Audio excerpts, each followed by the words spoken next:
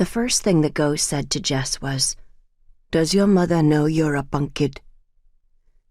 The ghost said it to shock. Unfortunately, it had failed to consider the possibility that Jess might not understand it. Jess understood most of the Hokkien spoken to her, but because it was only ever her parents doing the speaking, there were certain gaps in her vocabulary. Jess didn't take much notice of the ghost. She might have been more worried if she was less busy, but in a sense, she'd been hearing disapproving voices in her head all her life. Usually it was her mom's imagined voice lecturing her in Hokkien, but the ghost didn't sound that different. Even so, the ghost's voice stuck with her. The line was still repeating itself in her head the next day with the persistence of a half-heard advertising jingle. She was waiting with her mom for the guy from the moving company. Mom was going through the bags of junk Jess had marked for throwing away, examining each object and setting some aside to keep.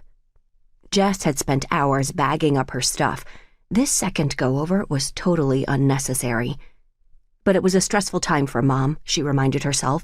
It was a huge deal to be moving countries at her age, even if she and Dad called it going home.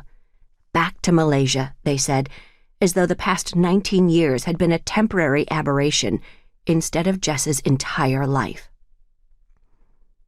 "We said we were going to cut down on our possessions," Jess said. "I know," said Mom, "but this hairband is so nice." She waved a sparkly pink hairband at Jess.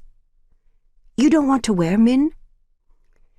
"Dad gave me that when I was 10, said Jess. "My head's too big for it now."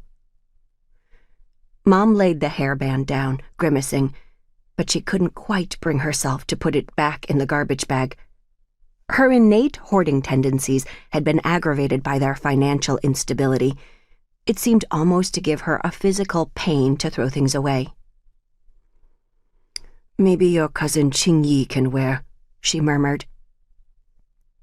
"Ching Yi is older than me," said Jess. She could feel her voice getting sharp. Patience didn't come naturally to her. She needed to redirect the conversation. The line came back to her. "Does your mother know you're a—" "What?"